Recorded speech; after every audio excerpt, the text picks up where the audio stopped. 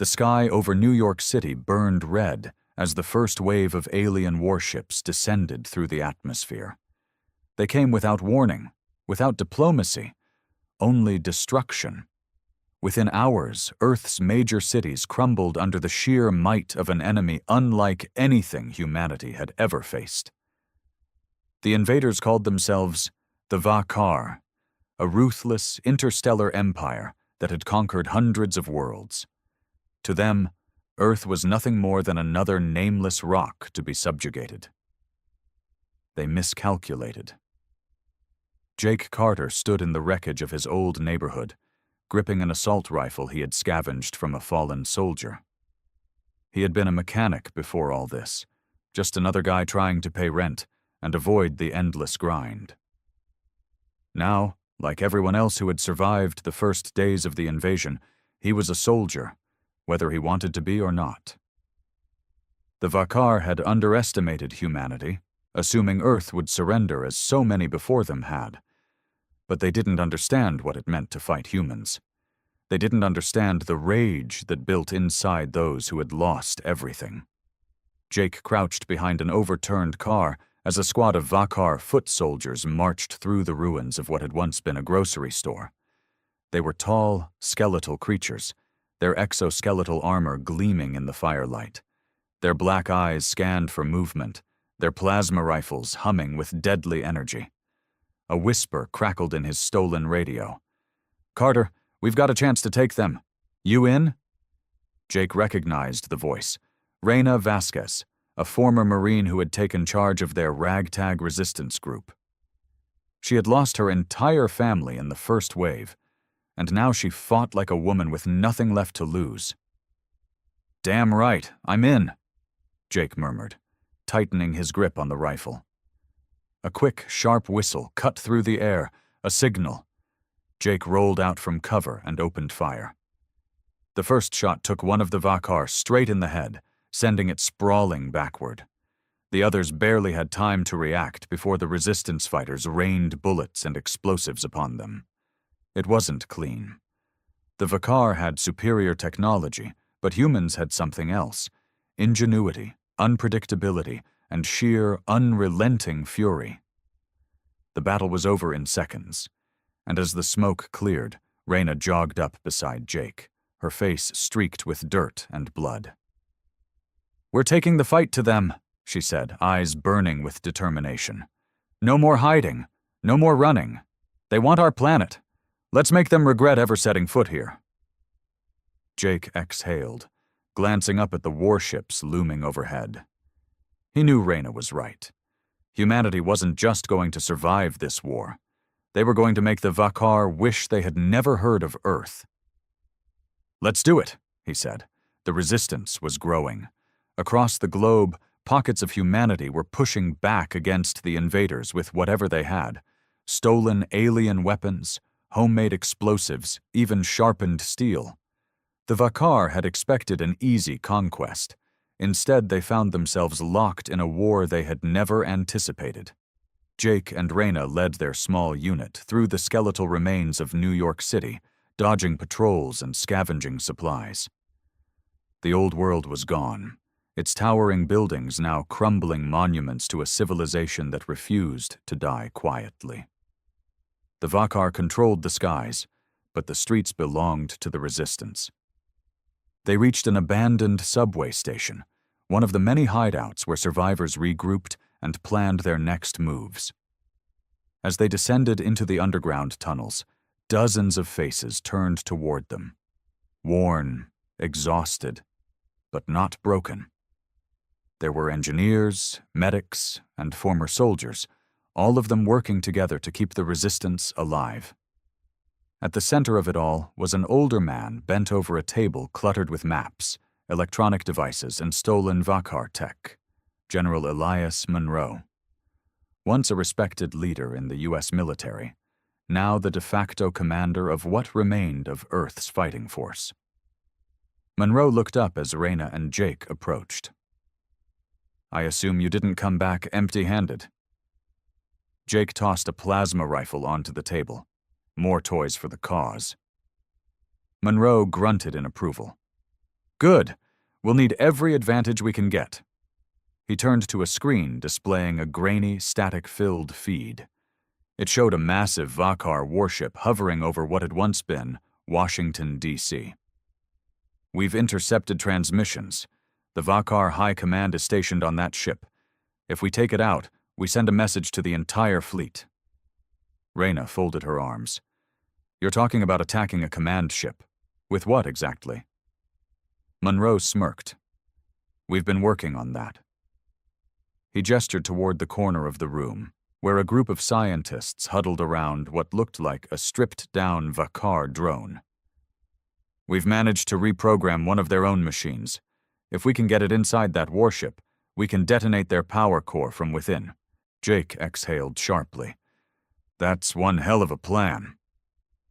Desperate times, Carter, Monroe said. But we need people to get that drone into position. Reyna cracked her knuckles. Then we better get moving. The mission was madness, a suicide run. But Jake didn't hesitate. The Vakar had taken everything from them. Now it was time to take something back. The night was thick with smoke and the scent of burned metal as Jake and Reyna moved through the ruins, their team close behind. The plan was simple. Get the hacked Vakar drone close enough to the command ship's security grid, let it slip inside, and watch as the whole thing turned into a funeral pyre. Simple didn't mean easy. The city was crawling with patrols. Vakar foot soldiers moved in tight formations, their insect-like heads swiveling as they scanned the streets. Drones hummed above, searching for heat signatures. The resistance had learned how to avoid them, keeping to the shadows, moving when the enemy wasn't looking. Jake's heart pounded as they crouched behind an overturned bus. A squad of Vakar marched past, their glowing blue visors casting eerie light against the rubble. One wrong move, one stray noise, and it was over. Reyna gave a silent signal. Wait. Jake gritted his teeth, keeping his breathing steady. He could feel the weight of the stolen Vakar rifle in his hands. Human weapons were becoming useless. Bullets barely scratched their armor anymore. Plasma was the only thing that worked, and even that took precision.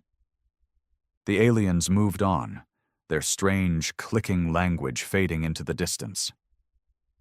Go, Reyna whispered. They moved fast, weaving between broken buildings and abandoned vehicles, the hacked drone floating behind them. It was no bigger than a basketball, its surface pulsing with stolen Vakar technology. Monroe's team had spent weeks cracking its code, turning it against its creators. If it worked, the war would change in an instant. If it failed, they would all be dead before sunrise. They reached the outskirts of the drop zone. The command ship loomed above them, a massive obsidian fortress suspended in the sky. Beams of light scanned the ground, searching for threats. Jake clenched his jaw. The resistance had managed to get this close before, but no one had ever come back. Reyna tapped her earpiece. Monroe, we're in position. Static. Then his voice. Copy that. Sending the signal. The drone shuddered. Its lights flickered, then stabilized. A soft hum filled the air as it activated its cloaking field. Jake watched as it became a shimmer in the darkness, nearly invisible. Go, baby, Reyna whispered. The drone shot forward, slipping through the security grid. They held their breath as it disappeared into the ship's underbelly. Jake wiped sweat from his brow. Now what? Monroe's voice came through the comm. Now we pray to whatever gods we have left. Minutes crawled by. Then the alarms started. The warship's lights flickered, its thrusters sputtering. The Vakar below stopped in confusion, their weapons raised. Something was wrong. And then, a deep, rumbling explosion ripped through the air. The sky lit up as fire burst from the command ship's core. The ground trembled beneath them as the mighty vessel lurched, its structure collapsing inward. The Vakar on the ground screamed in their strange alien tongues as their leader's flagship came crashing down. The resistance had just killed a god. Jake felt a surge of triumph as flames engulfed the wreckage. The Vakar fleet had just learned a lesson. Earth was not an easy conquest. They came to conquer, but now they would bleed. Reyna grabbed Jake's arm, her eyes wild with victory. "They'll never forget this." Jake nodded, watching the burning sky. "Number they won't." The shockwave from the fallen warship roared through the ruins, sending debris flying and knocking Jake onto his back. His ears rang from the explosion, and for a moment all he could hear was muffled chaos. Smoke filled the air, turning the night into a churning battlefield of fire and shadow. Reyna grabbed his arm, pulling him to his feet. "We have to move." Jake blinked, trying to clear his vision. The command ship was gone, reduced to a smoldering wreck, but the fight wasn't over. If anything, it had just begun. The Vakar were in disarray. Their once organized squads were stumbling through the rubble, their formations broken, their communications scrambled. Some fired blindly, their usual precision lost in the confusion. Others stood frozen, watching their mighty warship burn, unable to comprehend what had just happened. Monroe's voice crackled through their earpieces. "You did it! Holy hell, you actually did it!" Jake grinned through the exhaustion. "Damn right we did." "Now get the hell out of there before they regroup," Monroe ordered. Reyna was already moving, her rifle raised as she signaled the others. The resistance fighters emerged from cover, pressing the advantage. Plasma fire streaked through the night as humans cut down the disoriented aliens. They weren't just fighting to survive anymore, they were fighting to win. Jake fired at a Vakar soldier scrambling for cover, hitting it square in the chest. The creature screeched, its exoskeleton splitting apart as it collapsed.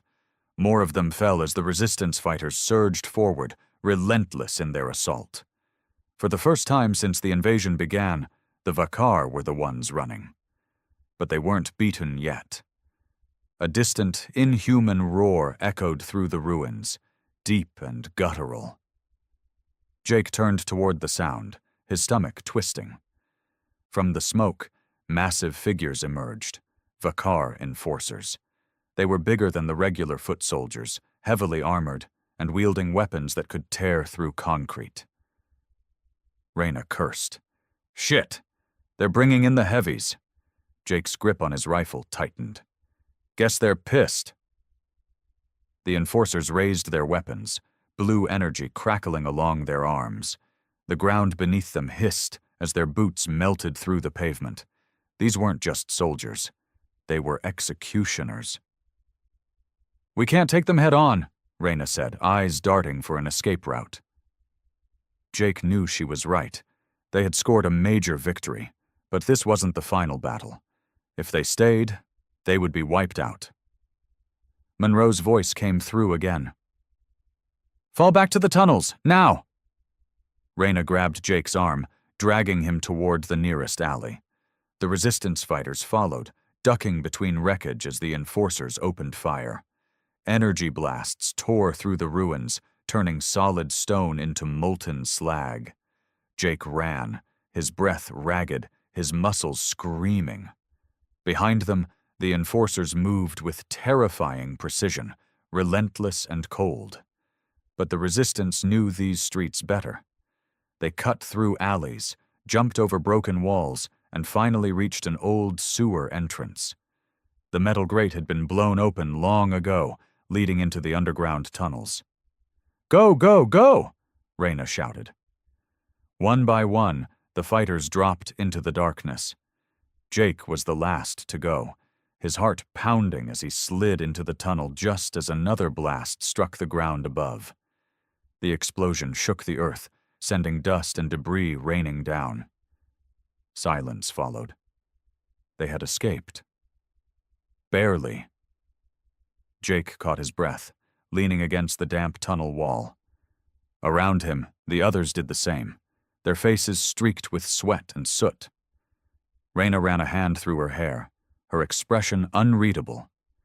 Monroe's voice came through once more, quieter this time. You all did good. We hit them where it hurts. Jake exhaled. They had taken down a command ship. They had made the Vakar bleed. But the war wasn't over.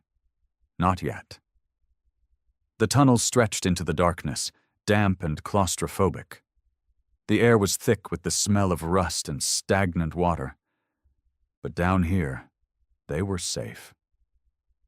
For now. Jake leaned against the wall, still catching his breath. His body ached from running, from fighting, from surviving. The others around him were in the same state, exhausted but alive. They had struck a blow the Vakar wouldn't soon forget, but it had cost them. We lost Reynolds, one of the fighters, Marco, muttered. He didn't make it to the tunnels. Raina clenched her jaw, nodding slowly. She didn't say anything, but the pain in her eyes said enough. Jake swallowed hard. They had lost people before, too many to count, but it never got easier. And it never would. Monroe's voice came through their earpieces again, quieter this time. You did good out there, but listen up. We have a bigger problem. Jake glanced at Raina. Bigger than taking down their command ship? Monroe hesitated. That alone was enough to send a chill through Jake's spine.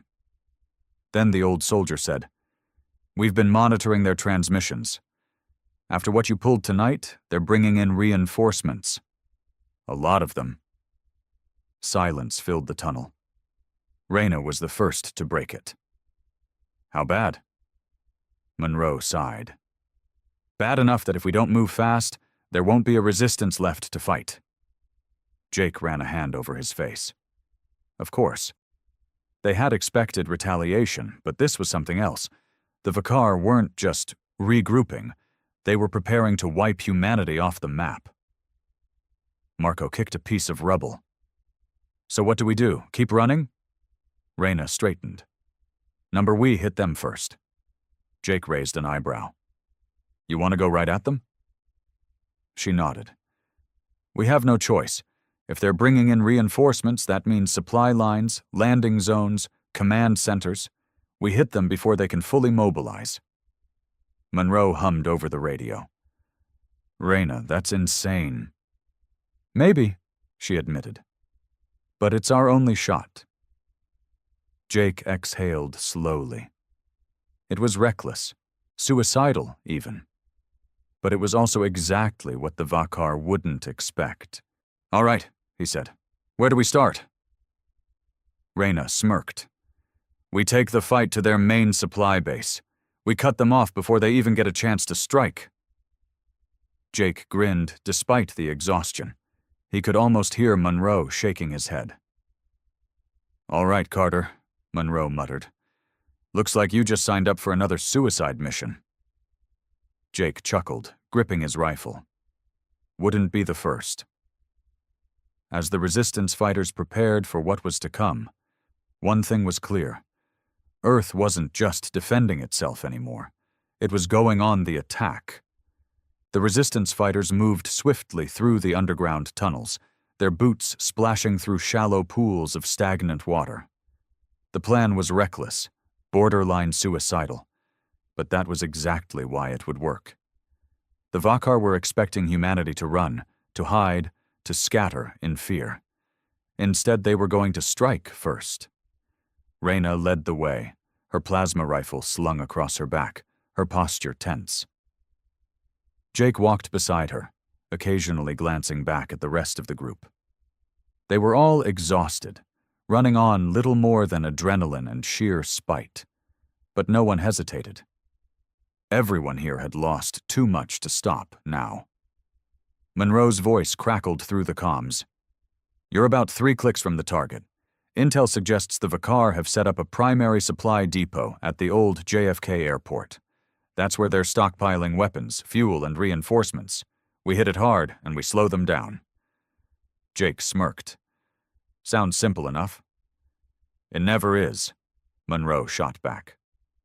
Jake couldn't argue with that.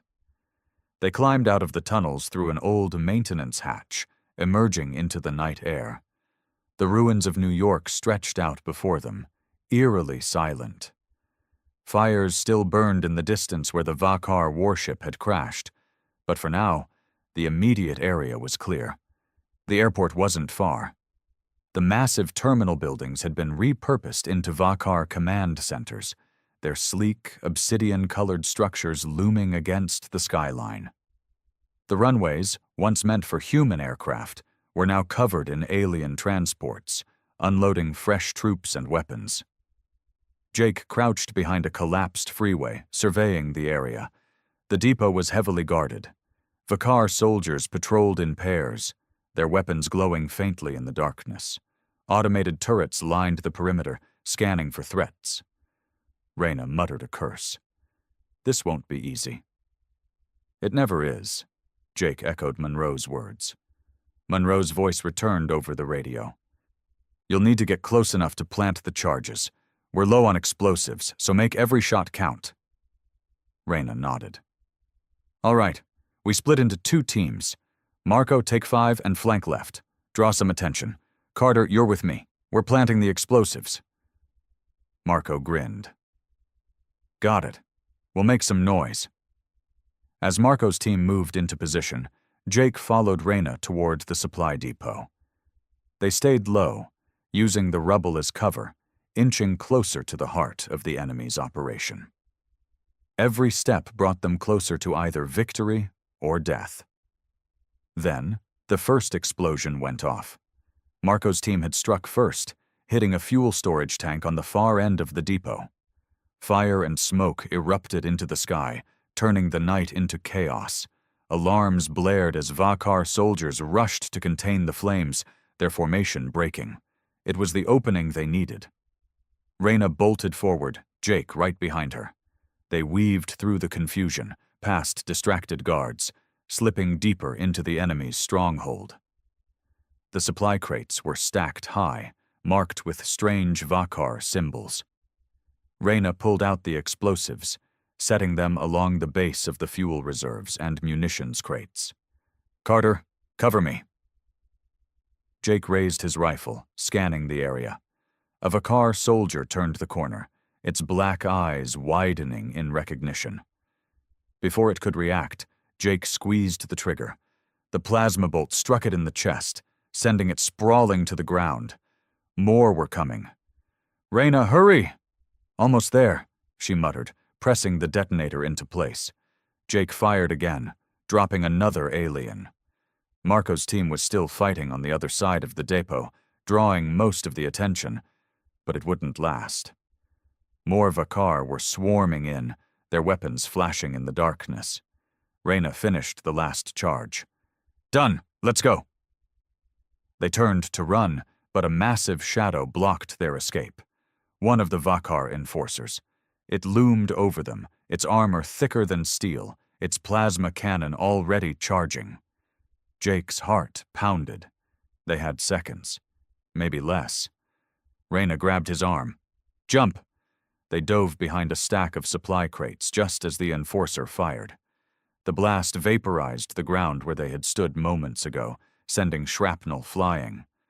Jake coughed, shaking off the daze. We are so screwed.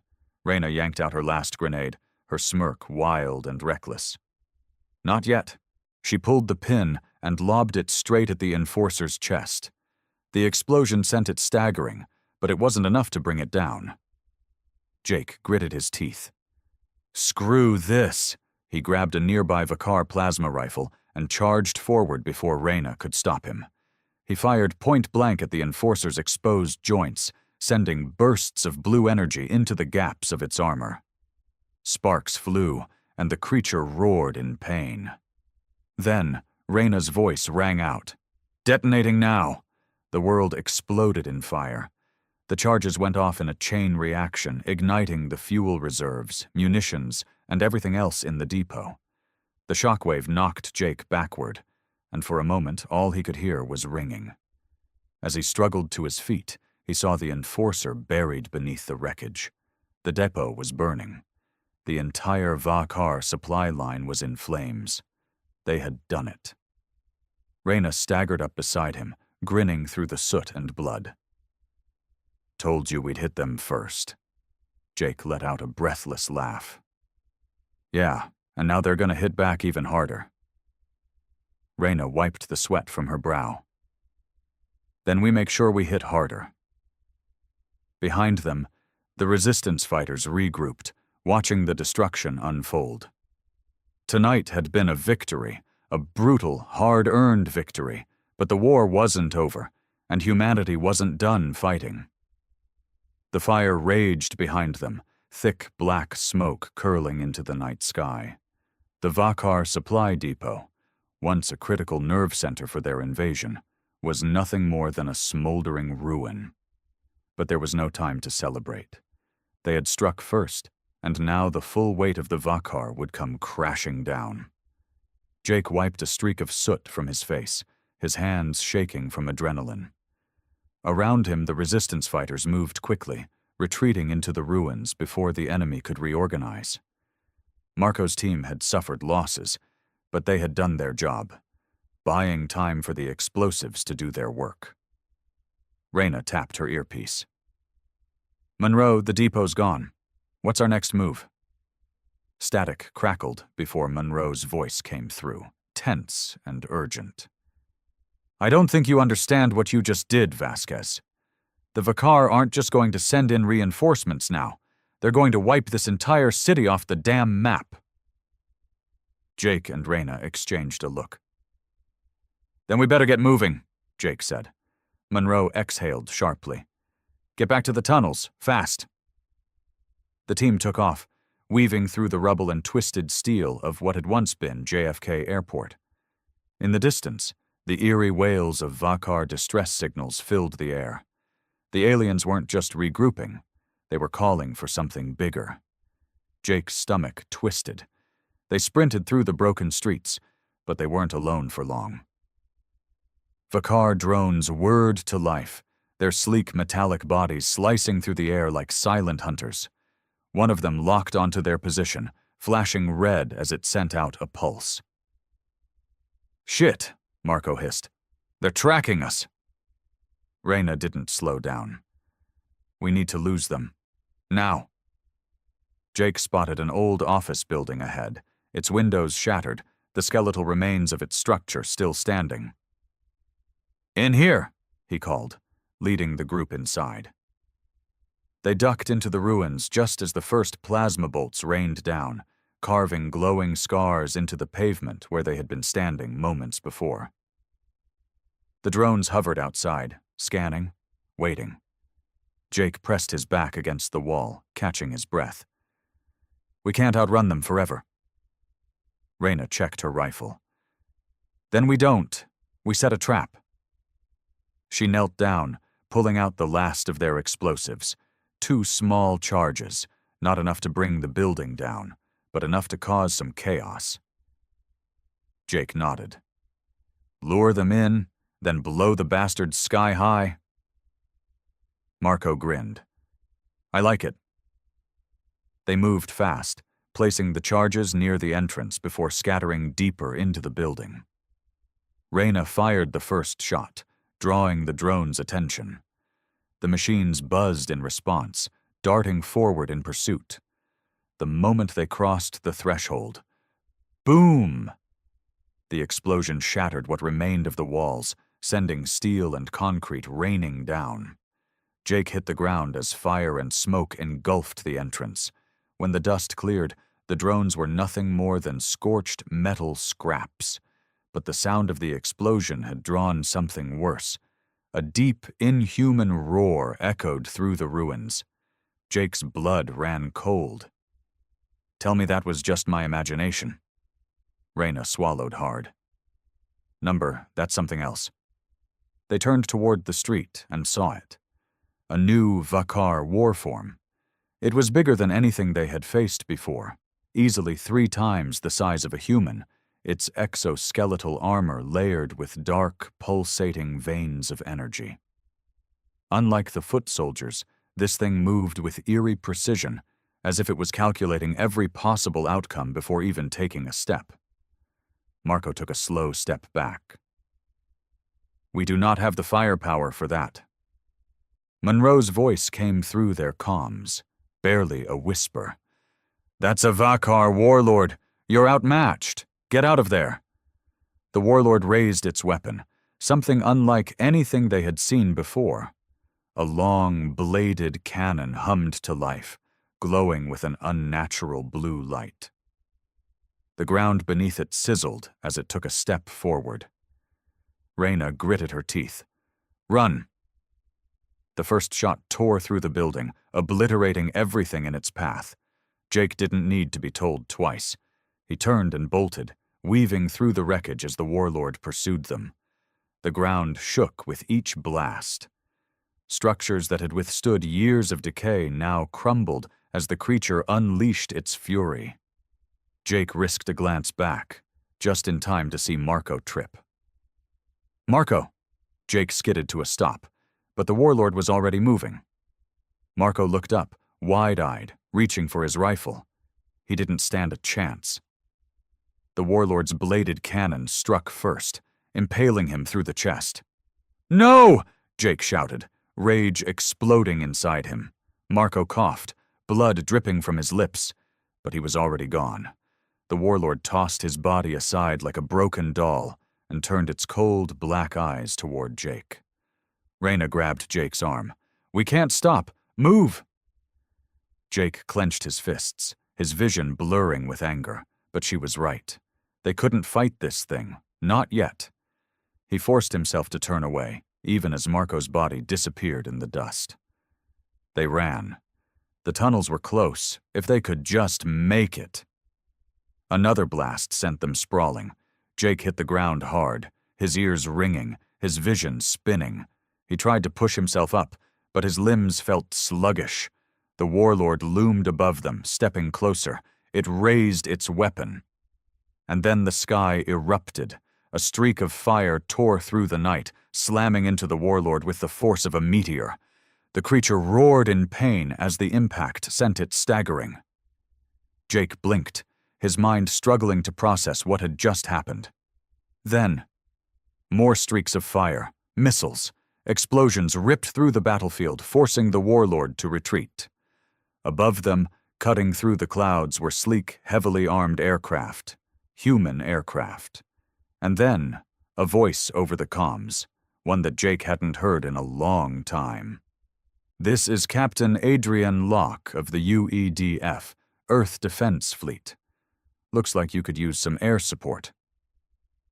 Jake's breath caught in his throat. They weren't alone. Humanity still had a fighting chance. Jake barely had time to process what was happening. One moment, he and Reyna had been running for their lives, and the next, the sky was raining fire on the Vakar. The warlord let out an ear-splitting screech as another missile slammed into its side, sending it stumbling backward. It wasn't dead, but it was hurt. Jake turned to Reyna, her wide eyes locked on the sleek, angular human aircraft streaking across the sky. He could hardly believe it. The Earth Defense Fleet was still alive. Monroe's voice crackled in their earpieces, his usual gruffness laced with something that almost sounded like relief. "Well, I'll be damned. We're not alone after all." Reyna tapped her earpiece, urgency returning to her voice. "Captain Locke, we thought the fleet was wiped out in the first wave." A slight chuckle came through the radio. "We let them think that. The Vakar hit our orbital stations hard, but they didn't get all of us. We regrouped in deep space, gathered survivors, and now we're back to return the favor." Jake felt something he hadn't allowed himself to feel in a long time. Hope. "Where the hell do we sign up?" he asked, still breathless from running. Locke's voice was firm. "Get to the extraction point and we'll talk. We're setting up a command center, but we don't have much time. The Vakar won't let us keep the element of surprise for long." The warlord was recovering, its massive frame rising from the rubble, its armor scorched but intact. It let out a deep, guttural snarl as it raised its weapon again. Locke didn't hesitate. "Keep moving. We'll handle that thing." The aircraft swooped in low, releasing another barrage of missiles. The ground trembled as fire engulfed the battlefield once more. Jake grabbed Reyna's arm, pulling her toward the tunnels. They ran. The ruins blurred around them as they sprinted through the wreckage of the city, dodging fallen debris and smoldering metal. Behind them, the battle raged on. Humanity's counterattack had begun. They reached the tunnel entrance just as another explosion lit up the sky. Jake glanced back one last time. The warlord was still standing, but it was faltering. Maybe, just maybe, humanity had a shot at winning this war. They slid down into the underground, the scent of damp earth and rust filling their lungs. The moment they were inside, Monroe's voice came through again. "All right, listen up. Locke's people are setting up a rendezvous point about 10 miles from here. We need to move fast." Reyna nodded, already taking the lead. "Then let's not waste any time." Jake tightened his grip on his rifle and followed. The war wasn't over. But for the first time since the invasion began, it felt like humanity was no longer just surviving. It was fighting back, and it was winning. The tunnels stretched on, damp and suffocating, but Jake barely noticed. His mind was still racing. The Earth Defense Fleet was alive. Humanity wasn't alone. For the first time since the invasion began, there was a real chance to win this war. Reyna kept a fast pace, her eyes fixed ahead. The weight of what had just happened sat heavy between them. They had lost Marco. They had seen a Vakar warlord in action, and they had watched humanity strike back with a vengeance. No one spoke as they moved deeper into the underground. The only sound was the steady drip of water from the pipes above, and the distant echoes of destruction from the surface. They had struck first, but the Vakar weren't done. They never would be. Monroe's voice finally cut through the silence. "All right, we're close. Locke's forces landed just outside the city ruins. We pop up, we link up, and we find out what the hell comes next." Jake exhaled, gripping his rifle. He had spent so long just trying to survive, scavenging, fighting, losing people every day. Now, he was about to stand in front of real soldiers again. Humans who had spent months in deep space, planning, waiting for this moment. The tunnel sloped upward, leading to a rusted-out maintenance hatch. Reyna went first, prying it open and peeking out. The night air hit them, cool against their sweat-soaked skin. "All clear," she whispered. They climbed out one by one, emerging into the skeletal remains of what had once been a highway. The city skyline was broken, distant fires still burning from the earlier battle. But beyond the wreckage, just past the ruins, was something new. Ships. Human ships. Sleek, black Earth Defense Fleet dropships hovered above the ground, their engines humming low. Soldiers in advanced armor moved in coordinated formations, setting up portable command posts, heavy turrets, and communications relays. Jake barely breathed. They had air support. They had soldiers. They had a real goddamn army. And in the middle of it all, standing tall in a battle-worn officer's uniform, was Captain Adrian Locke. She was a legend, or at least she had been before the invasion. Stories about her had spread through the resistance like wildfire. A fleet commander who had refused to retreat when Earth fell, who had led survivors into deep space and sworn to return. And now she had. Locke turned as they approached, her sharp blue eyes scanning them. She was older than Jake had imagined, her face lined with exhaustion and battle scars, but her presence was commanding, undeniable. "You must be Vasquez," she said, nodding at Reyna. "And Carter." Jake gave a hesitant nod. "That's us." Locke glanced at the ragged group behind them. Dirty, wounded, exhausted, but still standing. Hell of a job you pulled off. That depot strike hit them harder than you think. Reyna crossed her arms. Then why do I get the feeling it's not enough? Locke smirked. Because it's not. She turned, motioning them toward a large hollow table displaying real-time battlefield data. The Vakar fleet was still massive, still overwhelming. But there were weak spots now, cracks in their defenses. We've been planning this counterattack for months, Locke said. We knew we couldn't take Earth back without a coordinated strike. We've been waiting for the right moment. Jake frowned. And you think this is it? Locke's gaze hardened. You just gave us that moment. She tapped the hollow table, zooming in on a massive structure in the heart of the city, one that hadn't been there before the invasion. It pulsed with energy, a towering monolith unlike anything human-made. That, Locke said, is the Vakar control spire. Every major operation they run, communications, planetary defenses, fleet coordination, funnels through it. Jake felt his stomach tighten. So we take that out? We cripple their entire war effort, Locke finished. Silence stretched between them. It was insane. The spire was deep in enemy territory, protected by thousands of Vakar troops, war machines, and, if the reports were right, more warlords. But if they could do it, if they could destroy that spire, humanity might actually have a chance. Reyna let out a slow breath. All right, she said. How do we bring it down? Locke smiled grimly. Glad you asked. The war wasn't over. But humanity had just found its endgame. The briefing room, or what passed for one in the makeshift command center, was a flurry of activity. Soldiers darted between stations, barking orders as holographic displays flickered with incoming data. Jake stood near the hollow table, his arms crossed, trying to wrap his head around the sheer scale of what Locke was proposing. The control spire wasn't just a target. It was the Vakar's lifeline on Earth, a nerve center that tied their entire invasion together.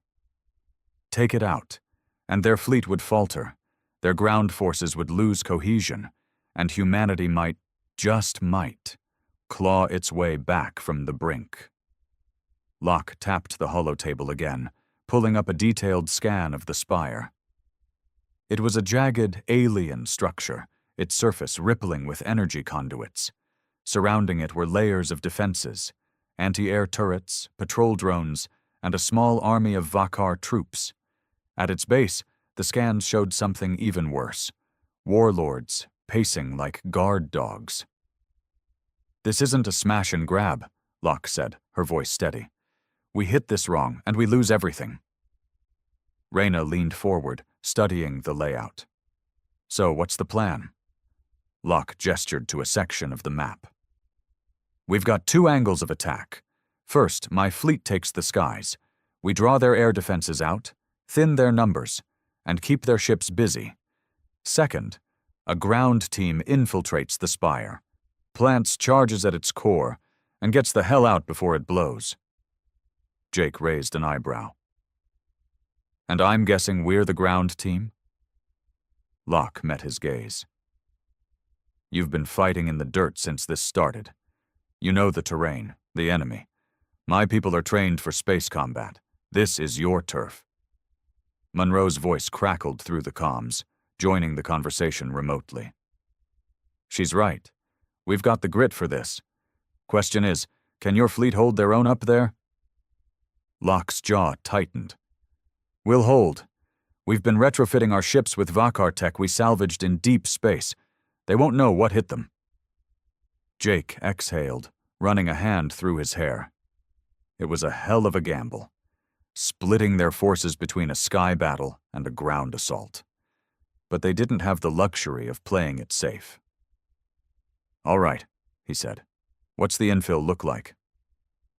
Locke zoomed in on a network of tunnels beneath the spire. The Vakar didn't bother securing the old subway lines. They're too focused on the surface. You go in underground, bypass most of their defenses, and come up inside the spire's perimeter.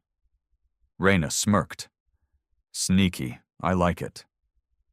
There's a catch, Locke added. Once you're inside, you'll be on your own. No air support, no backup. If you don't plant those charges and get out fast, you're not getting out at all. The room fell quiet. Jake glanced at Reyna, then at the handful of resistance fighters who had followed them here. They were battered, bruised, and running on fumes, but their eyes burned with the same fire he felt inside. We've made it this far, Jake said. No point stopping now. Locke nodded, a flicker of respect in her expression. Good. You move out at dawn. My fleet will hit them at the same time. Give you the cover you need. She turned to her officers. Get these people geared up. Weapons, explosives, whatever they need. As the soldiers scrambled to obey, Reyna pulled Jake aside. You sure about this? He gave her a tired grin. You're the one who said we hit them harder, right? She snorted. Yeah, well, don't blame me when we're running from warlords again. Wouldn't dream of it. The next few hours were a blur of preparation. The Earth Defense Fleet outfitted them with upgraded gear. Vakar plasma rifles with human modifications, lightweight armor, and enough explosives to level a small city. Jake hefted one of the rifles, feeling its weight. It was strange, holding something so alien yet so familiar. By the time dawn broke, they were ready. The sky above New York was a dull orange, streaked with smoke and the faint hum of Vakar ships. Locke's fleet was already moving into position, their engines roaring as they prepared to engage. Jake stood at the tunnel entrance with Reyna and the others. A dozen fighters, all that remained of their ragtag unit. The weight of the mission pressed down on him, but he shoved it aside. No time for doubt. Monroe's voice came through one last time. Give 'em hell, Carter. Always do, Jake replied. Reyna clapped him on the shoulder. Let's finish this. They descended into the tunnels, the sound of distant explosions echoing above as Locke's fleet engaged the enemy. The war wasn't over yet, but it was about to be, one way or another. The stars shimmered like diamonds scattered across the void, serene and undisturbed. The Zalvoth Dominion, an empire spanning over 100 systems, had grown complacent. Their fleets were unmatched, their technology superior, their conquests effortless. And yet, as they prepared to crush another rebellious world, they made one fatal mistake. They assumed humanity wouldn't come. Kessari Prime was nothing more than a mining colony, a backwater world with a small, struggling population. The Zalvoth fleet surrounded it like a pack of predators circling a wounded animal. The planetary defenses were primitive, barely worth acknowledging. The governor of the Zalvoth forces, Lord General Viren, watched from the bridge of his dreadnought, a cruel smirk stretching across his reptilian features. This will be over before their sun sets, he muttered, his clawed fingers tapping the armrest of his command throne. Prepare the bombardment. A Zalvoth officer turned from his console, his scaled face showing no emotion. Sir, long-range sensors have detected an anomaly at the system's edge. Viren waved a dismissive hand. Likely a malfunction. Our dominance is absolute. Continue the assault. But before the first plasma round could be fired, the anomaly resolved itself into something terrifying.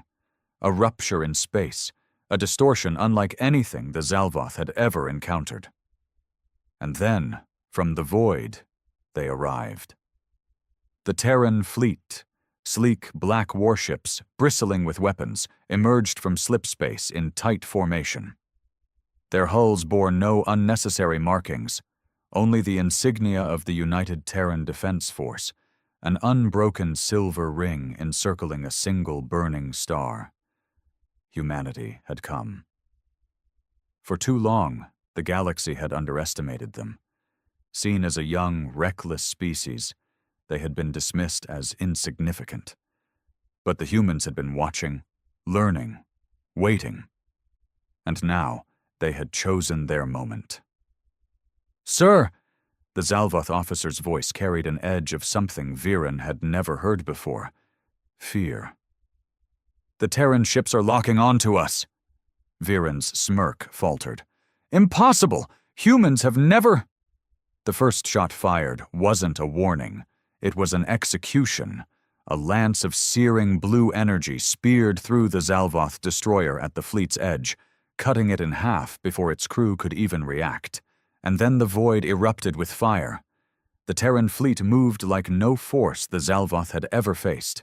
Their ships were faster, more coordinated, striking with lethal precision.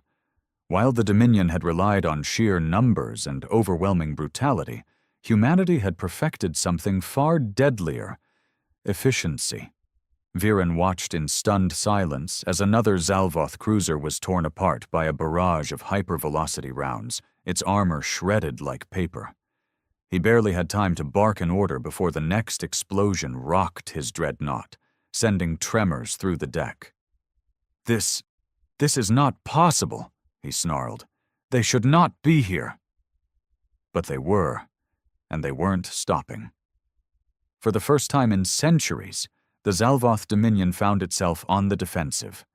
Their mighty fleet, feared across the stars, was being torn apart by the one species they had dismissed as weak. The humans weren't just fighting, they were hunting, and they were winning.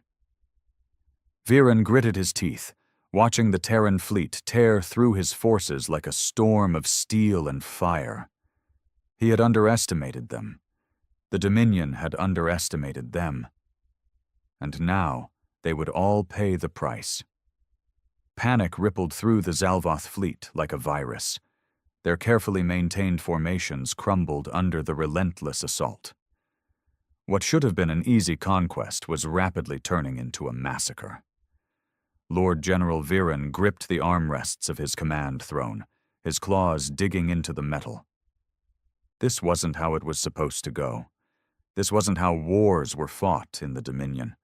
Battles were meant to be one-sided, swift, merciless. The enemy was supposed to kneel, not strike back with terrifying precision.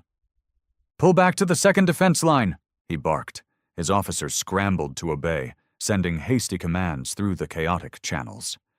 The remaining Zalvoth warships broke away from the wreckage of their comrades, forming a desperate defensive perimeter. Plasma turrets swiveled, missile bays unlocked, shields roared to life. But the humans didn't pause. They didn't hesitate. A squadron of Terran frigates punched through the gaps in the Zalvoth formation like knives through flesh. Their weapons didn't just disable, they annihilated. The humans fought like they had something to prove. Viren narrowed his eyes. No, not something to prove, something to avenge. "Sir," a comms officer's voice trembled. "We've lost contact with 2 more warships, and our jamming fields aren't working. They're bypassing all electronic interference." Viren's scaled brow furrowed. Impossible. The Dominion had dominated every species it encountered. No one had technology beyond their own. But humanity wasn't just another species, and that terrified him. A new transmission crackled through the Dreadnought's command deck, forcing itself through the Dominion's encrypted channels like an uninvited guest. "Zalvoth Fleet, this is Admiral Elias Rains of the United Terran Defense Force." The voice was calm, unyielding. "You have one chance. Leave the system immediately, or be reduced to debris." Silence swallowed the bridge. No one spoke. Even Viren felt his throat tighten. A demand from a human. He slammed his fist against the armrest, standing so abruptly his command chair screeched against the floor. "They dare demand terms from us?" His second-in-command hesitated. "Sir, we are significantly outgunned. Our reinforcements are hours away. The Terran fleet is an annoyance," Viren growled. "Not a threat. We hold our ground." But deep down, he knew that was a lie. The Zalvoth Dominion had never encountered a force like this before. The humans weren't relying on brute force or superior numbers. They were surgical, efficient, and worst of all, they were relentless. Another explosion rocked the dreadnought as the Terran battleships pressed forward, their cannons hammering into Zalvoth shields, tearing apart once mighty warships like they were made of brittle glass. Viren's confidence faltered, his fleet was dying, and for the first time in his long military career, he felt something cold wrap around his chest. Fear. The Zalvoth fleet was unraveling. The once proud warships of the Dominion, known across the galaxy as unstoppable engines of conquest, were now reduced to burning wrecks. Debris drifted through the void, the shattered remains of vessels that had once brought entire civilizations to their knees. Lord General Viren could hardly process what was happening. His mind refused to accept the sheer brutality of the human assault. The Dominion had faced resistance before. Rebellions, uprisings, even coordinated fleets of defiant species clinging to their worthless independence. But nothing like this. Humanity wasn't resisting. They were annihilating. "Sir, the dreadnought Vothkar is gone. It was torn apart by some kind of kinetic bombardment. No energy signature, just raw mass moving at impossible speeds." Viren's breath caught in his throat. That wasn't Dominion warfare. That wasn't how battles were fought. Energy weapons, plasma cannons, and shielded engagements had ruled the void for centuries. But the humans had perfected something terrifyingly simple. They were throwing solid projectiles at relativistic speeds, using gravity itself as a weapon. No shielding could compensate for that. No Dominion ship was designed to withstand such raw, unstoppable force. And they knew it. The Terran fleet moved like a pack of wolves, isolating stragglers, hammering weak points, cutting the Zalvoth apart piece by piece. They were ruthless, precise. There was no waste, no hesitation, no mercy. Viren's claws dug into his palms. His officers were waiting for orders, for guidance, for something, anything. But what could he say? "Sir," a younger officer stammered, breaking protocol by speaking without permission. His scaled skin was pale, his wide eyes locked onto the tactical display. They're leaving us an opening." Viren's head snapped up. "What?" The officer pointed at the star chart. The humans had systematically dismantled the Zalvoth's formation, driving them into a tightening spiral of destruction. But now, at the very edge of the battlefield, there was a gap. A narrow corridor leading away from Kessari Prime, toward the hyperlane exit. "They're letting us escape," another officer whispered, disbelief laced in every word. Viren's mouth twisted into a snarl. Letting them escape? As if they were vermin, spared only because extermination wasn't worth the effort? "No," he hissed. "We fight to the last." But his crew didn't share his conviction. They exchanged uncertain glances, their bodies tense, their hands trembling over their consoles. They had seen the impossible today. They had seen what the humans could do, and they wanted to live. Another explosion rattled the bridge. The shields were failing, the armor was buckling. The dreadnought itself, the pride of the Dominion's armada, was moments away from being torn apart like all the others. A second transmission came through. This time, the human admiral's voice carried no emotion. "Last chance." Viren's claws flexed. His pride screamed at him to fight, to defy, to show these humans that the Zalvoth Dominion never surrendered. But then he looked at the display, at what remained of his fleet, at the ghosts of the ships that once surrounded him. And for the first time in his life, Lord General Viren issued the order he had sworn he never would. "All remaining ships, withdraw." The bridge was silent. Then, one by one, his officers moved. The surviving Zalvoth warships turned, retreating through the gap humanity had left for them, their weapons silent, their pride shattered. Viren's hands trembled. He felt hollow. The Dominion had never lost a battle like this. And yet, today, they had not only lost, they had been humiliated. As the remnants of the once mighty Zalvoth fleet limped away from Kasari Prime, silence filled the bridge of Viren's dreadnought. It wasn't the silence of discipline or of solemn duty. It was the silence of shame. They had been broken, not in the way lesser species crumbled before the Dominion's might, but in a way that cut far deeper. The humans had not merely defeated them, they had allowed them to flee, like predators sparing wounded prey too insignificant to waste energy on. Viren's claws dug into the armrests of his command throne. His officers dared not speak. They could feel the weight of failure pressing down on them all. The Dominion did not retreat. It did not surrender. It never bent to the will of another. And yet here they were, running. A deep growl rumbled from Viren's throat as he stared at the tactical display. The Terran fleet had not pursued. They had not tried to wipe them from existence. Instead, they held their position over Kasari Prime, as if daring the Dominion to try again. Arrogance, no, confidence. Viren clenched his fists. How? How had they grown so powerful, so capable? Humanity had been dismissed as an upstart species, one of many scattered civilizations with potential but no real threat to the galactic order. They lacked numbers. They lacked expansion. They lacked fear. But now the truth was undeniable. The humans were beyond fear. A comms officer hesitated before speaking. "Lord General, shall we transmit a report to High Command?" Viren's eyes narrowed. What would he even say?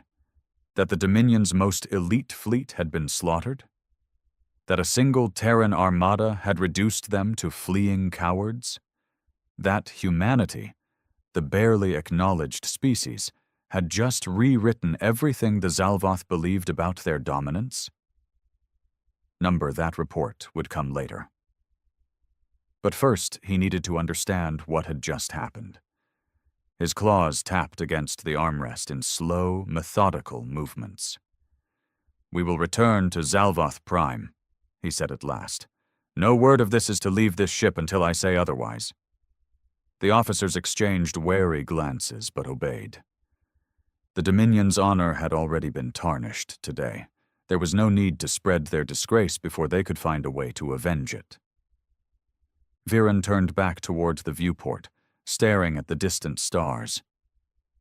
Humanity had won this day, but he would ensure that, one way or another, this war was far from over. As the Zalvoth fleet retreated into the cold abyss of space, Lord General Viren sat motionless in his command throne, his mind a storm of disbelief and rage. The battle, the humiliation, played over and over in his mind like a haunting vision. It had been no ordinary defeat. No, this was something far worse.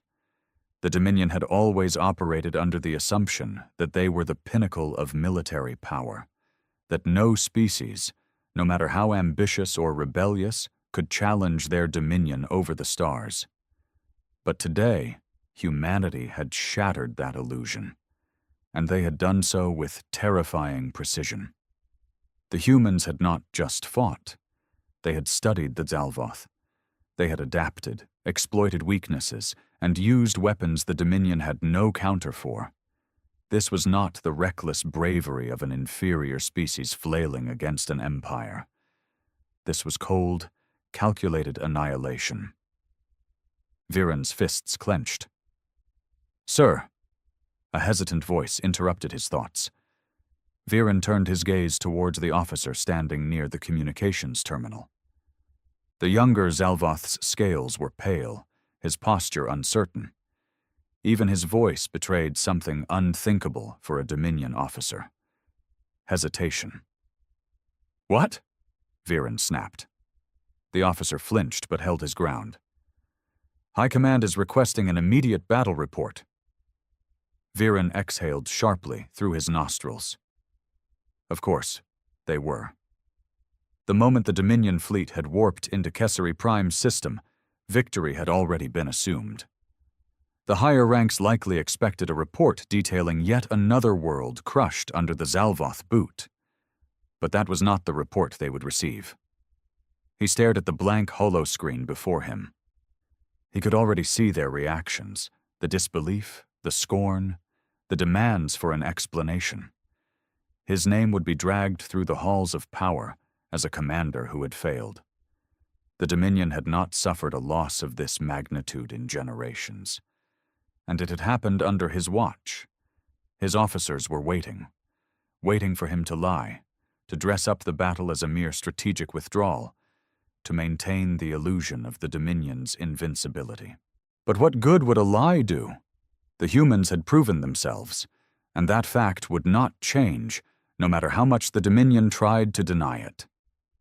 Viren's claws tapped against the armrest. His voice, when he spoke, was lower, measured. Transmit only the essentials. Inform High Command that we encountered an unexpected resistance force at Caesari Prime. The officer hesitated. Should we identify them? Viren's eyes narrowed. The answer should have been obvious, but something in his gut told him that naming humanity directly, admitting that the great Zalvoth Dominion had been bested not by some vast, ancient power, but by humans, would send ripples of uncertainty through the Empire. No, he said finally. Not yet. The officer nodded and relayed the message. The bridge remained eerily silent. No one dared to speak. They all understood what had happened today, and despite their best efforts, none of them could escape the truth. Viren turned back toward the viewport. Caesari Prime was now a distant speck of light, but he could still see the Terran fleet in his mind's eye, watching, waiting, daring the Dominion to return. They had underestimated humanity. That would not happen again. The Dominion did not accept rivals. If humanity wished to challenge their rule, then they would be crushed, no matter how long it took. Viren's claws dug into the armrest one last time. This is not over. The silence on the bridge of Viren's dreadnought was suffocating. No one spoke, no one moved. The weight of their retreat hung over them like a noose, tightening with every second they drifted further from Caesari Prime. Viren's mind churned with rage and calculation. The humans had not just fought back, they had dictated the battle. The Zalvoth had been reduced to prey, scrambling away from a predator that was faster, smarter, and far more lethal than anyone had imagined.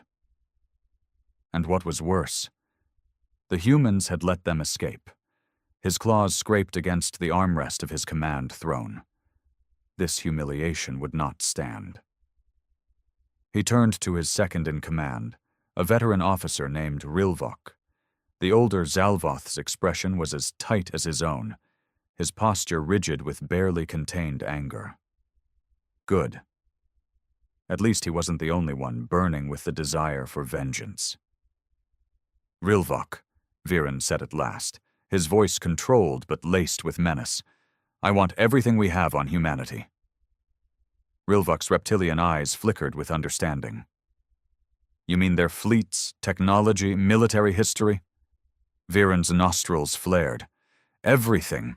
I want to know where they came from, how they built those ships, how they fight. I want to know why we didn't see this coming. And most of all, he leaned forward, his voice lowering to a dangerous growl. I want to know how to kill them. A few of the bridge officers shifted uncomfortably. Fear? No. Uncertainty. None of them had ever considered humanity to be a true threat before today. The idea of an extended war with them was something no Zalvoth had ever entertained, because it wasn't supposed to be possible. Rilvok nodded sharply. I'll gather what we have. But, sir, if I may speak freely? Viren narrowed his eyes. Go on. Rilvok hesitated for only a moment before stepping closer. We have always treated lesser species the same way. Overwhelming force, no mercy, no diplomacy. It has worked for centuries, but the humans, they study their enemies. They don't just fight, they adapt. His voice darkened. We saw that today. Viren's jaw tightened. He didn't need the reminder. Rilvok lowered his voice even further. What if we can't beat them the way we have beaten everyone else? The bridge fell silent. The words hung in the air like a curse. Viren's eyes glowed with cold fury. Then we change the way we fight. He stood, towering over the command deck. The Dominion will not be humiliated again. If brute force is not enough, then we will evolve. We will match their cunning with our own. We will learn their weaknesses. We will break them before they ever have a chance to break us. He turned back to the viewport, staring into the infinite black of space, where somewhere, out there, the human fleet still lingered. They thought they had won. They thought the Dominion would fear them now. But all they had done was light the fire of vengeance. Prepare for our return to Zalvoth Prime, he ordered. His voice carried across the bridge like the toll of a war drum. And inform High Command. Humanity is no longer an insignificance. His eyes narrowed. They are a threat. And threats had only one fate. They were eradicated. The journey back to Zalvoth Prime was long, but it was far from silent. The surviving officers of Viren's fleet worked in tense, focused efficiency, knowing full well what awaited them upon their return. The Dominion did not tolerate failure, and today had been the greatest failure in generations. Viren sat in his private chamber aboard the dreadnought, staring at the holographic projection before him. The image displayed the tactical readouts of the battle over Kesari Prime, replaying every devastating moment in brutal clarity. Each ship lost, each maneuver countered, each moment where humanity had dominated them. His claws curled into a fist. The humans had been underestimated for too long. That mistake would not be repeated. A chime at his door interrupted his thoughts. Enter, he said, his voice low and cold. Rilvok stepped inside, holding a data tablet. His expression was grim, his posture tense. He placed the tablet on the table between them and activated it. A series of reports, intercepted transmissions, and intelligence briefings flickered to life. This is everything we have on humanity, Rilvok said. Viren leaned forward, scanning the information.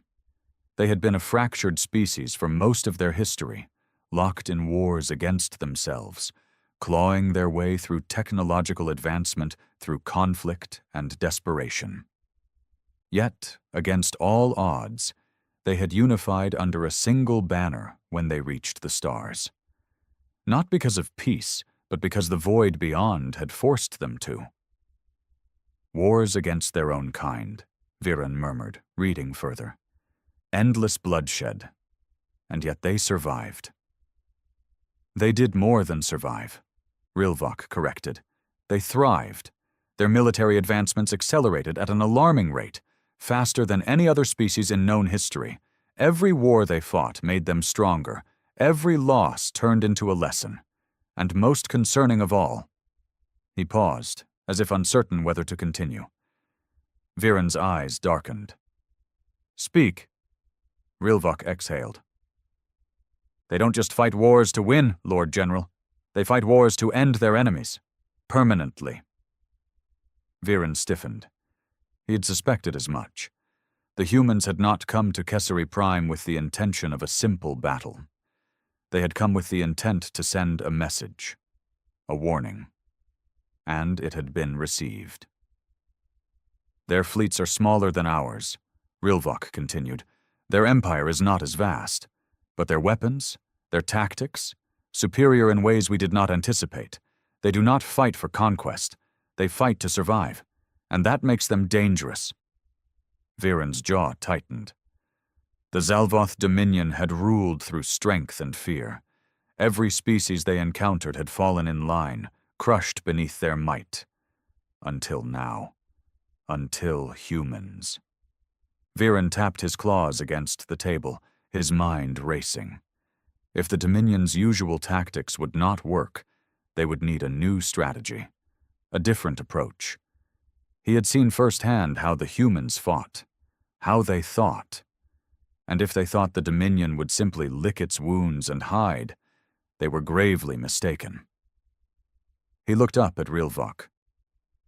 Prepare a full-scale analysis of their fleet, their weapon systems, their battle formations. If they have weaknesses, we will find them. If they do not, we will create them. Rilvok nodded. And if High Command refuses to act? Viren's lips curled into a snarl. Then High Command is a nest of fools. He rose to his full height, eyes burning with determination. The humans believe they have won, that we will fear them now, but fear is a weapon we wield better than they do. His claws traced the outline of the Dominion's insignia on his armor. This is not over. His voice was barely above a whisper, but it carried the weight of an empire. We will return. And when they did, humanity would learn a lesson no species had ever survived. The Dominion never forgave a slight. The halls of the Dominion's War Council were carved from obsidian stone, their towering pillars stretching toward a ceiling lost in shadows. The air carried a cold, oppressive weight, thick with the scent of burning incense and metal, a place where only strength held meaning. Lord General Viren strode through the corridors with measured, deliberate steps. His golden armor gleamed under the low lights, his cloak trailing behind him like the shadow of death. Behind him, Rilvok and two other officers followed in silence, their expressions carefully blank. They had no right to speak here. Only Viren did. As he approached the War Council chamber, the massive doors hissed open, revealing a room filled with the highest-ranking members of the Dominion's military and ruling caste. The Zalvoth High Lords sat in a half-circle, their reptilian gazes piercing and unyielding. Above them, a massive holographic display flickered to life, showing the Kessari Prime battle report in chilling detail. The silence was suffocating. Finally, the Supreme Warlord, Jairik, leaned forward on his throne-like chair, his scaled features expressionless. He had ruled the military for over a century, and in all those years he had never seen a failure like this. His voice, when he spoke, was slow and dangerous. Explain this disgrace. Viren did not bow. He did not kneel. He was not some pathetic wretch groveling for forgiveness. He was a commander, and he had come not to apologize, but to warn. We were unprepared, he admitted. Humanity is stronger than we anticipated, more advanced, more dangerous. A ripple of cold laughter echoed through the chamber. One of the High Lords, a battle-scarred veteran named Krythos, sneered. Humans? Dangerous? You expect us to believe they bested the Dominion? Viren met his gaze with cold fury. Yes. The laughter died. Jairik's fingers tapped against the armrest of his throne. You speak as if they are our equals, Lord General. Viren's jaw tightened. They are worse than that. Murmurs swept through the chamber. Some of the older warlords scoffed. Others remained silent, watching him carefully. Rilvok, standing just behind Viren, took a slow breath but said nothing. This was dangerous territory. To admit that the Dominion had found an enemy it could not immediately crush was to challenge everything the Empire stood for. Jairik's piercing gaze studied Viren. Then tell me, Lord General, if they are such a threat, why did they not finish you? Viren's claws curled into fists. That was the question that haunted him the most. The humans could have wiped them out completely. They had chosen not to, and that terrified him. They wanted us to retreat, he said slowly. They wanted us to know they could have destroyed us. His voice darkened. And they wanted us to tell you. Jarek leaned back, his expression unreadable. Arrogance. Viren shook his head. Number confidence. The murmurs grew louder. Some of the warlords looked uneasy now. Jarek's golden eyes narrowed. And what do you suggest we do about this confidence? Viren stepped forward, his voice like a blade slicing through the tension in the room. We strike back.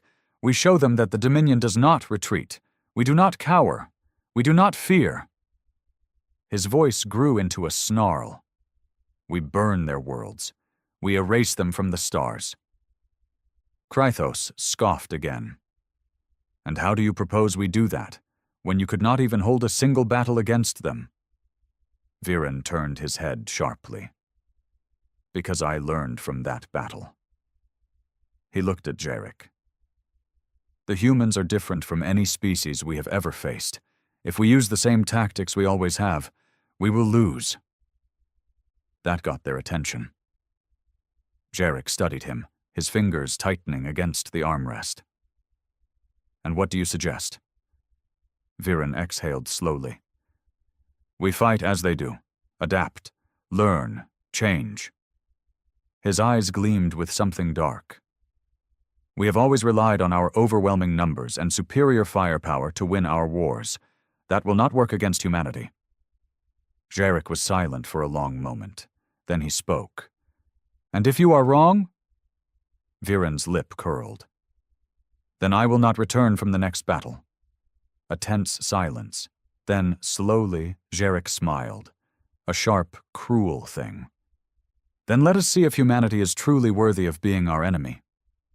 The war had just begun. The War Council chamber remained heavy with tension as the Supreme Warlord Jarek leaned forward, his piercing golden eyes locked onto Viren's. The other High Lords, once skeptical, now sat in uneasy silence. The idea that humanity had become a genuine threat to the Dominion was not something they had ever considered. But Viren had forced them to. Jarek tapped his claws against the armrest of his throne-like chair. The rhythmic sound echoed through the chamber, each tap punctuating the slow unraveling of everything they had once believed. The Dominion was meant to be supreme, unchallenged, absolute. And yet here stood one of their most decorated warlords, telling them otherwise. You claim we must adapt, Jarek said finally, that our standard tactics will not suffice. If that is true, then tell me, Lord General, how do you propose we change? Viren's mind had been racing toward that very question for hours. He knew the Dominion could not afford to respond to humanity's advance with brute force alone. If they simply threw fleets at the humans like they did with weaker species, they would be torn apart again. They needed something different, something worse. We must stop fighting like conquerors, Viren said, his voice sharp, and start fighting like predators. A few of the High Lords stirred at that, some with intrigue, others with skepticism. Explain, Jarek commanded. Viren stepped forward, standing tall in the center of the chamber. The humans do not fight for expansion, nor for conquest. They fight to survive. That is why they are dangerous. It is why they were able to overwhelm us at Kessery Prime. Their entire species has been forged in war. From the moment they learned to fight with primitive weapons to the battles they wage in the void today, every war has made them stronger. He let his words sink in before continuing. But survival has a cost. They may be strong in open war, but they still have weaknesses. His voice lowered, turning almost predatory. They value their people, their civilians, their infrastructure, their allies. They fight with discipline, and that discipline can be broken. Jarek's lips curled into the ghost of a smile. Ah, you propose we take the war beneath their fleets. Viren nodded. Their technology is superior, their tactics advanced. But war is not just fought in space. If they fight to protect their kind, then we must make their people suffer. We target their supply lines, their trade, their colonies. We strike where they are not expecting us. Krythos, the High Lord who had scoffed at Viren before, sneered. You suggest we abandon direct combat? That we fight like cowards? Viren's gaze snapped to him, cold and dangerous. There is no cowardice in victory. There is only strength, and there is death. He tilted his head slightly. Do you still believe them weak, High Lord? Krythos growled, but did not answer. Jarek chuckled darkly. I see. You do not seek to defeat them in battle. His golden eyes gleamed. You seek to shatter them. Viren nodded once. A war of attrition will not work, but a war of terror? That will break them. The Supreme Warlord leaned back, considering. And what forces would you require? Viren's claws tapped against the table. He had already planned for this. I will assemble a new strike force, not a fleet designed for open war, but one built for precision devastation. We will send fast, undetectable ships into their space, attack their civilian outposts, destroy their industrial worlds, sow discord among their people. His voice dropped lower. Make them fear the dark. A silence followed. Then, Jarek exhaled through his nostrils, a slow and calculating breath. It has been a long time, he said, since we fought an enemy worthy of such effort. The room remained still. The weight of the decision was clear. If the Dominion followed through with this, it would mean war not just in space, but in every shadow of the galaxy. A campaign of slaughter unlike any before. Jarek's lips curled into a grin. Very well, he said at last. You will have your forces, Lord General. His voice grew darker. Go teach these humans what it means to challenge the Dominion. Viren's expression did not change. But deep within his cold, reptilian heart, satisfaction burned. This war would not be like the last. This time humanity would suffer. The war had changed. Lord General Viren stood aboard the command deck of the Verasis, a sleek new warship built for one purpose: devastation. Unlike the massive dreadnoughts of the Dominion's standard fleet, the Verasis was a predator in the dark, equipped with the latest in stealth technology, sensor disruption fields, and specialized weaponry designed for fast, precise strikes. Behind him, the bridge crew moved in practiced silence. They were not ordinary Dominion soldiers. Every officer, every pilot, every technician aboard the Verasis had been hand-selected for this campaign. These were not warriors meant for conquest. These were hunters, and the hunt was about to begin. Viren's cold, reptilian eyes fixed on the holographic display before him. A map of human-controlled space spread across the screen, red markers pinpointing strategic locations. Unlike the battle at Kessari Prime, this was not a war fought over territory or military might. It was a war of precision, of terror. His second-in-command, Rilvok, stepped forward. Our scouts have confirmed the target's location, a supply station near the colony world of Epsilon Eridani, lightly defended, civilian workers, minimal fleet presence. He paused. A soft target. Viren's claws tapped the console in thought. And the fleet? Rilvok's expression hardened. A small defense force, a few destroyers, a single cruiser. They are not expecting an attack. Of course they weren't. The humans were still preparing for an open war, still waiting for the Dominion to send another massive fleet against them. They expected battle lines, strategic engagements, honorable combat. They did not expect the Dominion to strike from the dark. Viren's lips curled. Good, he said. We begin the operation immediately. Rilvok nodded, stepping away to relay the orders. Within moments, the Verasis and its accompanying fleet, a collection of sleek, fast attack ships, moved into position. They emerged from the void like wraiths, silent and unseen, slipping past human patrols with surgical precision.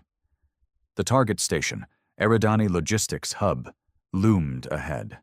A floating city of metal and glass, home to thousands of workers.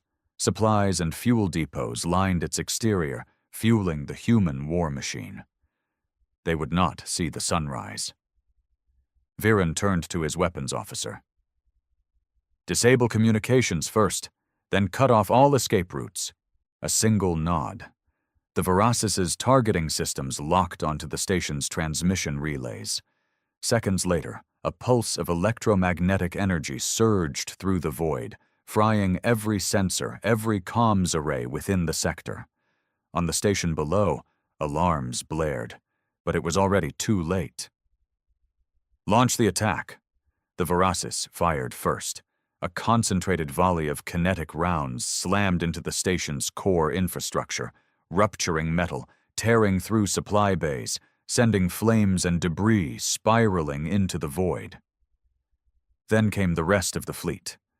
Fighter squadrons weaved through the chaos, striking at fleeing shuttles, blasting apart emergency escape pods before they could get away. Bombing runs tore through civilian quarters, reducing entire sectors of the station to wreckage in seconds. Viren watched it all in cold silence. There was no satisfaction in slaughter, only necessity. The humans needed to learn. Their people were not safe. Their homes were not sacred. Their war was no longer one of battlefields and honor. It was now a war of survival. A human distress signal flickered through the wreckage, weak but defiant. This is Eridani Logistics Hub. We are under attack. Repeat, we are under attack. The transmission cut off as another explosion ripped through the station's center. Rilvok turned to Viren. The operation is complete. The station is lost. No survivors. Viren nodded. Withdraw before their reinforcements arrive. The Dominion ships vanished into the void, leaving nothing but burning debris in their wake. Hours later, across human space, the news spread. The Zalvoth Dominion had struck not at their fleets, but at their people. The rules of war had changed, and humanity had just been given its first lesson. The galaxy trembled as the news spread. The attack on Eridani Logistics Hub had not been a battle. It had been a massacre. Thousands of civilians, wiped from existence in minutes. No warning, no chance to fight back. Humanity had always known war, but never like this. Never with such cold, calculated brutality. Admiral Elias Rains stood in the war room of the United Terran Defense Force, his face grim as the footage played on the holoscreen before him. The wreckage of Eridani Logistics Hub floated in the void, burning oxygen fires flickering in the darkness. No survivors. He clenched his fists. He had seen war, fought in battles, lost friends. But this was different. This was something far worse. This was terror. The Zalvoth Dominion had changed the rules. They no longer sought a war of fleets and soldiers. They sought to break humanity, to make them cower in fear, to force them into submission through sheer horror. But they had made a mistake, a terrible, final mistake. They had underestimated what happened when you made humans afraid. He turned to his officers, his voice like steel. Send the order. No more waiting. No more restraint. His eyes burned with cold fire. If the Dominion wants total war, then we will bring it to them. The humans had been patient. They had fought defensively. They had tried to play by the old rules. No more. The Zalvoth had struck in the shadows, believing themselves hunters. But they had forgotten one truth. Humanity had always been at its most dangerous when it had nothing left to lose. And now? Now, there would be no mercy. Across the stars, Terran fleets mobilized. Factories roared to life, producing warships, weapons, and soldiers at a pace unseen before. The humans did not fight for conquest. They did not fight for power. They fought for survival. And when they fought for survival, they became the most terrifying force the galaxy had ever seen. The Dominion had begun this war, but humanity would end it.